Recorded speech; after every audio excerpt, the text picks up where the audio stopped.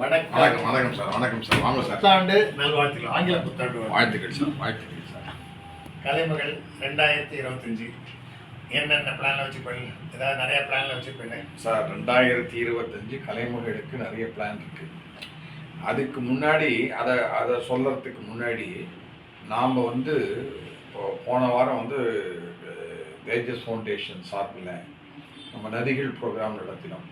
So இப்போ நிறைய பேருக்கு என்ன ஒரு எண்ணம் இருக்குன்னா, நம்ம சமூகத்தில் ப்ரோக்ராம்ஸ் நிறைய நடத்தலை.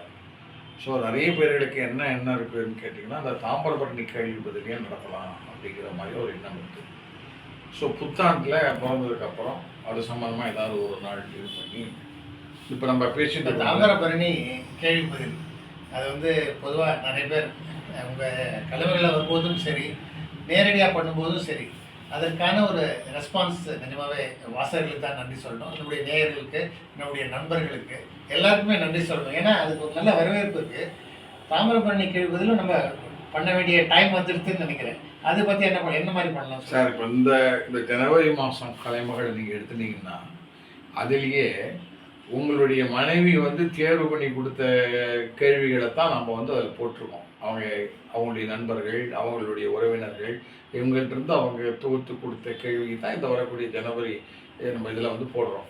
இப்போ புதுசாக நம்ம கலைமொழியில் என்ன செய்கிறோம்னா, நிறைய பேர் அனுப்புகிறாங்க. நம்ம கலைமொழி அன்பர்கள் நிறைய பேர் இருக்காங்க. ஸோ அவங்களுக்கெல்லாம் ஒவ்வொருத்தருக்கும் நிறைய கேள்விகள் இருக்குது. ஸோ அவங்கள்ட்ட இப்போ நாங்கள் நம்ம கூட்டத்துலேயோ மற்ற இடத்துலையோ பார்க்கும்போது என்ன சொல்கிறோம், நீங்கள் உங்களுடைய உறவினர்கள்கிட்ட, அவங்களுடைய நண்பர்கள்கிட்ட கேள்வி இருந்தால் அதை நீங்கள் எடுத்து அவங்களையே நாங்கள் எடிட் பண்ண சொல்லிடுறோம். இப்போ நான் எடிட் திருப்பி ஆஃபீஸுக்கு ஒரு 100 கேள்வி அதுலேருந்து ஒரு 10 கேள்வி தேர்வு பண்ணுறதுக்கு பதிலாக அவங்களே கேள்வியை தேர்வு பண்ணி நம்மள்கிட்ட அனுப்பிச்சிட்டாங்கன்னா, சில பேருடைய இது ஒரு இஷ்யூலேயே முடிஞ்சு போகிறது, சில பேரோடது 2 இஷ்யூக்கு தொடருது. அது மாதிரி உள்ள நிகழ்ச்சி பண்ணிகிட்ருக்கோம். புதுசாக என்னன்னு கேட்டிங்கன்னா, ஒரு யூடியூப் சேனல் ஆரம்பிக்கலான்னு இருக்கோம். ஏப்ரல் மாதத்துலேருந்து இப்போ நான் இந்த வீடியோ நம்ம ஜனவரி மாதம் 1ஆம் தேதி 2025 இது பார்க்கக்கூடியவங்களுக்கு எல்லாருக்குமே கலைமகள் 2025 ஒரு யூடியூப் சேனலை, அது ஏப்ரல் மாதமா மே மாதமா அப்படிங்கிறது இன்னும் முடிவு பண்ணலை.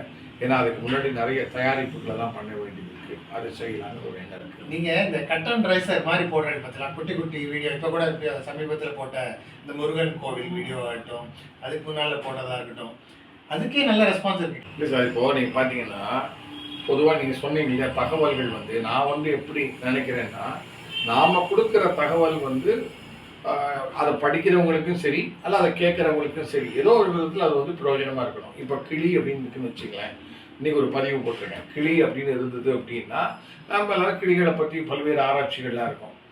என்னுடைய எண்ணம் ஆண்டாள்கிட்ட இருக்கிற கிளியை பற்றி எல்லாருக்கும் தெரியும். அந்த கிளிக்கு என்ன பேர் அது பல பேருக்கு தெரியாது.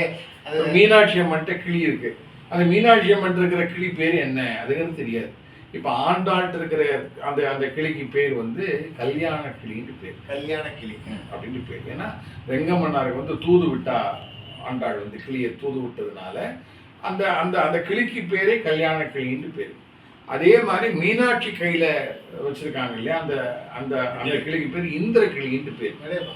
ஏன்னா திருவிளையாடல் புராணத்துல அது இந்திரன் சொக்கநாதரை பார்க்கணும்ட்டு நினைக்கிறான். அவனுடைய பாவம் சாபம் நிவர்த்தி அடையணும் அப்படிங்கிறதுக்காக மதுரைக்கு வரான்.